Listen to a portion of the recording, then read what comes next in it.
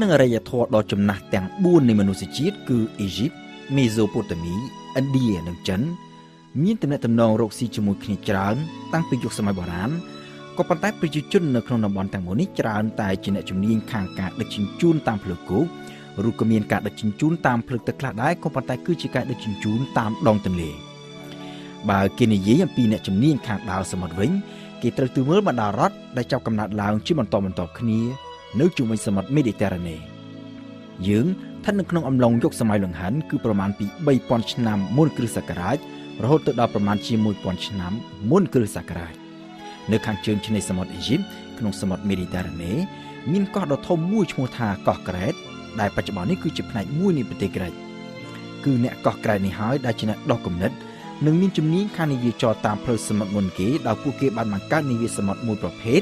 ដែលមានឈ្មោះបោះសម្លេងពាសពេញផ្ទៃសមុទ្រតាំងពីយុគសម័យបុរាណរហូតទៅដល់សតវត្សទី14នៃគ្រិស្តសករាជ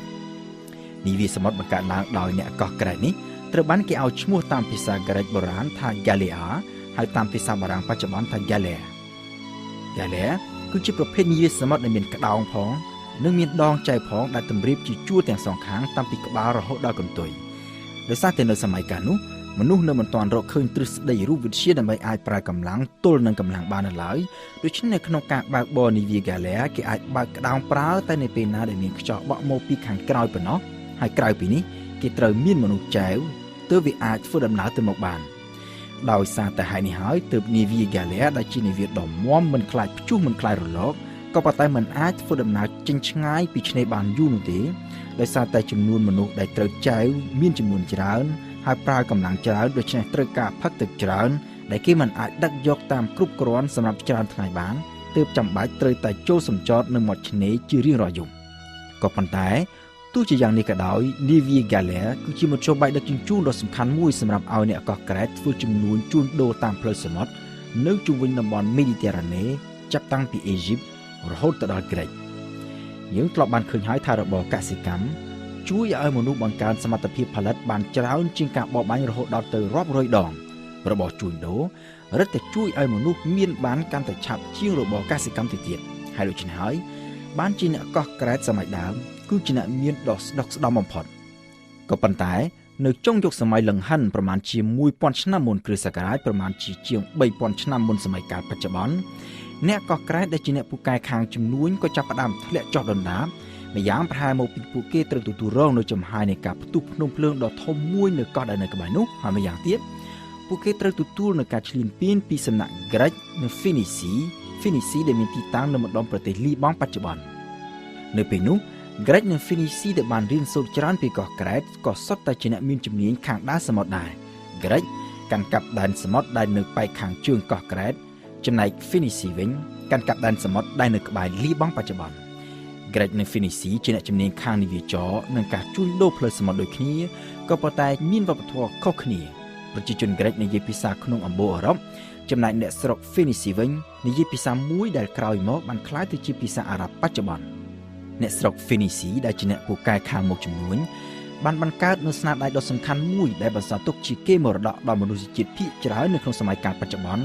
គឺអក្ខរក្រមពោលគឺប្រព័ន្ធសំណេរដោយផ្អែកលើព្យញ្ជនៈនិងស្រៈប្រព័ន្ធសំណេរជាសញ្ញាដូចជាភាសាចិននិងអ៊ីជីបនៅក្នុងសម័យកាលបុរាណនោះមិនឆ្លើយតបនឹងតម្រូវការជាក់ស្ដែងរបស់អ្នកជំនួញនោះទេដោយសារតែវាមានសញ្ញាច្រើនពេករហូតដល់ទៅរាប់ម៉ឺនសញ្ញាដើម្បីបង្កើនប្រសិទ្ធភាពក្នុងការចាត់ចែងមុខជំនួយរបស់ពួកគេអ្នកស្រុក Phoenicia ក៏បានបែកគំនិតពីការប្រើសំណេរជាសញ្ញារាប់ម៉ឺនសញ្ញា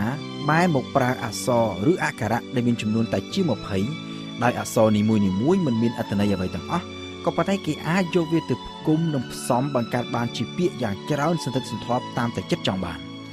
តាមការពិតអ្នកជំនាញខាងបុរាណវិទ្យានិងភាសាវិទ្យាបានរកឃើញអត្ថបទដែលសរសេរដោយប្រើប្រព័ន្ធអក្ខរក្រមដែលមានអាយុកាលតាំងពីប្រមាណជា1400ឆ្នាំមុនគ្រិស្តសករាជពលគឺតាំងពីមុនសម័យកាល Phoenicia ទៅទៀតប្រព័ន្ធអក្ខរក្រមដ៏ចំណាស់នេះត្រូវបានគេរកឃើញនៅក្នុងតំបន់មួយដែលស្ថិតនៅក្នុងប្រទេសស៊ីរីបច្ចុប្បន្ន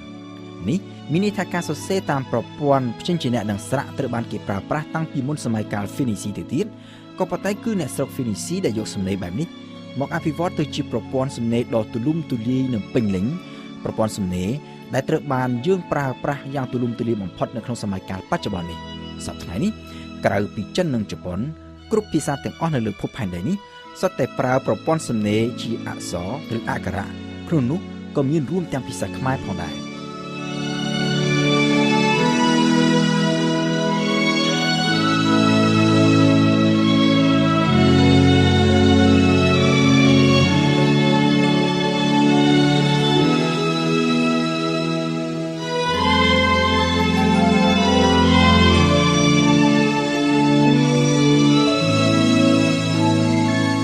ក្នុងតំបន់មេឌីទែរ៉ាណេសម័យបុរាណ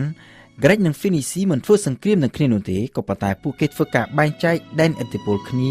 ដើម្បីបោះទីតាំងធ្វើអាណានិគមទៅតាមទិសដៅរៀងៗខ្លួនគឺក្រិចនៅឆ្នេរប៉ែកខាងជើងនៃសមុទ្រមេឌីទែរ៉ាណេចំណែកហ្វីនីស៊ីនៅឆ្នេរប៉ែកខាងត្បូងអាណានិគមក្នុងន័យនេះគឺខុសពីអាណានិគមក្នុងសម័យទំនើប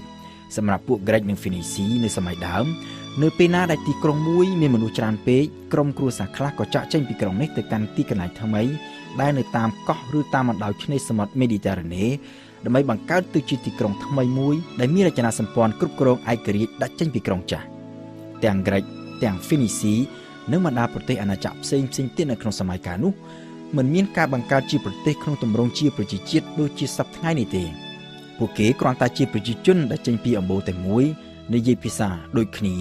មានវប្បធម៌ដូចគ្នាហើយរស់នៅជាអាណាចក្រធំមួយរួមគ្នា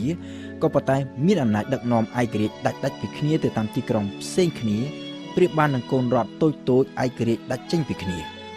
អាណានិគមក្រិចភាគច្រើនស្ថិតនៅឆ្នេរប៉ែកខាងជើងនៃសមុទ្រមេឌីទែរ៉ាណេក៏ប៉ុន្តែក៏មានផងដែរនៅជុំវិញសមុទ្រខ្មៅនៅអ៊ីតាលីនិងប៉ែកខាងត្បូងប្រទេសបារាំងរហូតមកទល់នឹងសប្តាហ៍នេះគេនៅតែអាចសង្កេតឃើញពីសំណល់អាណានិគមក្រិចសម័យបុរាណតាមរយៈឈ្មោះនៃក្រុងខ្លះដូចជានៅក្នុងប្រទេសបារាំងនិងអ៊ីតាលីជាអាចក្រុងនីសដែលស្ថិតនៅប៉ែកខាងត្បូងប្រទេសបារាំងជាប់នឹងសមុទ្រមេឌីទែរ៉ាណេគឺជាឈ្មោះដែលមានឫសគល់ពីភាសាក្រិចនីកាយ៉ាដែលមានន័យថាជ័យជំនះហើយទីក្រុងណាប៉ូលីនៅអ៊ីតាលីជាឈ្មោះคล้ายពីភាសាក្រិចនីអាប៉ូលីសដែលមានន័យថាទីក្រុងថ្មីនៅឆ្នេរប៉ែកខាងត្បូងនៃសមុទ្រមេឌីទែរ៉ាណេវិញក្រិចបានបោះទីតាំងធ្វើអាណានិគមតែនៅក្នុងតំបន់ស៊ីរេណៃមួយប៉ុណ្ណោះតំបន់ស៊ីរេណៃដែលស្ថិតនៅក្នុងប្រទេសលីប៊ីសប្តាហ៍ថ្ងៃក្រៅពីតំបន់ស៊ីរេណៃនេះនៅតាមបណ្ដោយឆ្នេរប៉ែកខាងត្បូងនៃសមុទ្រមេឌីទែរ៉ាណេគឺជាដែនអាណានិគមរបស់ហ្វីនីស៊ីក្រិចនិងហ្វីនីស៊ីធ្វើត្បិតតែនីវីហ្គាឡែរបស់ពួកគេពិបាកនឹងធ្វើដំណើរចេញឆ្ងាយពីឆ្នេរសមុទ្រក្នុងរយៈពេលវែងក៏ប៉ុន្តែពួកគេនៅតែអាចធ្វើដំណើរតាមផ្លូវសមុទ្រចេញពីមេឌីទែរ៉ាណេទៅកាន់តំបន់ឆ្ងាយផ្សេងទៀតដោយធ្វើដំណើរស៊ូសៀតាមឆ្នេរពួកក្រិចធ្វើដំណើរចេញពីមេឌីទែរ៉ាណេដោយឆ្លងកាត់ច្រកសមុទ្រ Gibraltar ដែលស្ថិតនៅចន្លោះប្រទេសអ៊ីស្ប៉ាញនិងម៉ារ៉ុកនៅពេលចេញពីច្រកសមុទ្រ Gibraltar ពួកក្រិចធ្វើដំណើរទៅទិសខាងជើងទៅដល់អង់គ្លេសហើយបន្តរហូតទៅដល់សមុទ្របាល់ទិកពួកហ្វេនីស៊ីវិញធ្វើដំណើរកាត់តាមសមុទ្រក្រហមដែលនៅចន្លោះអ៊ីជីបនិងអារ៉ាប៊ីសាអូឌីតបច្ចុប្បន្នចាក់ចុះទៅទិសខាងត្បូងរហូតទៅដល់ឥណ្ឌាហើយនៅអំឡុងឆ្នាំ600មុនគ្រិស្តសករាជពួកហ្វេនីស៊ីមួយក្រុមបានធ្វើដំណើរតាមនីវីហ្គាឡែចេញពីអ៊ីជីបសរសៀតាមឆ្នេរសមុទ្រនៃទ្វីបអាហ្វ្រិកចុះទៅទិសខាងត្បូងហើយនៅរៀងរាល់យប់ពួកគេតែងតែចូលទៅសម្ចតនៅមាត់ឆ្នេរដើម្បីយកទឹកសាបផឹកផងនិងដើម្បីធ្វើការជួញដូរផងក្រោយពីបានធ្វើដំណើរអស់រយៈពេលជាច្រើនខែពួកអ្នកដើរនាវាហ្វីនីស៊ីក៏ចាប់ផ្ដើមសង្កេតឃើញថាឆ្នេរសមុទ្រនៅតែស្ថិតនៅខាងស្ដាំដៃរបស់ពួកគេដដែលក៏ប៉ុន្តែព្រះអាទិត្យដែលកាលពីពេលចេញដំណើររះនៅខាងឆ្វេងដៃឥឡូវនេះស្រាប់តែមករះនៅខាងស្ដាំដៃវិញពួកគេក៏ដឹងខ្លួនថាពួកគេបានមកដល់ផ្នែកម្ខាងទៀតនៃទ្វីបអាហ្វ្រិកគឺនៅខាងមហាសមុទ្រអាត្លង់ទិកហើយកំពុងតែធ្វើដំណើរឆ្ពោះទៅទិសខាងជើងវិញមិនយូរប៉ុន្មានពួកគេក៏ធ្វើដំណើរមកដល់ច្រកសមុទ្រ Gibraltar ហើយក៏ឆ្លងកាត់ច្រកសមុទ្រនេះចូលទៅក្នុងសមុទ្រមេឌីទែរ៉ាណេវិញដោយធ្វើដំណើរគ្រប់មួយជុំទ្វីបអាហ្វ្រិក